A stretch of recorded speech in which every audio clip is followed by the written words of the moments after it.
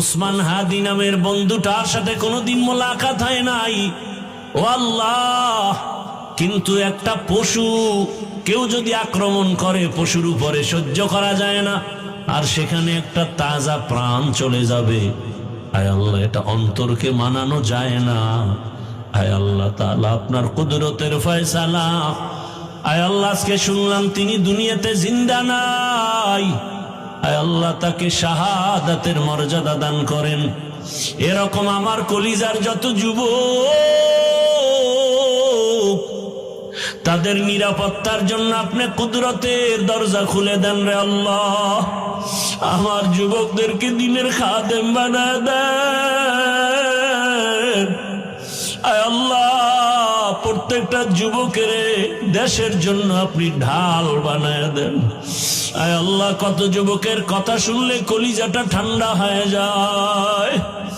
আমরা দিনের কাজ করি, দেশের কাজ করি, জনগণের পেছনে খেদমত করি এক লাইনে, আর আমার যুবক বাবারা কিছু আছে তারা ভিন্ন লাইনেই দেশের জন্য কাজ করেন, জনগণের জন্য কাজ করেন।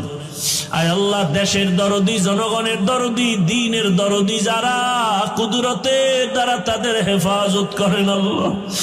আপনি ছাড়া আমাদের আপন কেউ নাই, আপনি ছাড়া আমাদের নিরাপত্তা দেওয়ার কেউ নাই।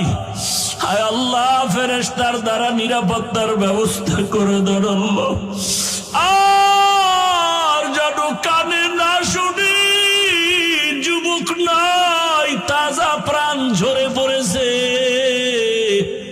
আলহামদুলিল্লাহি রাব্বিল আলামিন, আসসালাতু ওয়াসসালামু আলা সাইয়্যিদিল আমবিয়াই ওয়াল মুরসালিন ওয়া আলা আলিহি ওয়া আসহাবিহি আজমাইন।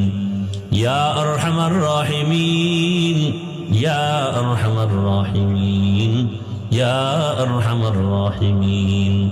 রব্বিরহামহুমা কামা রাব্বায়ানি সগীরা।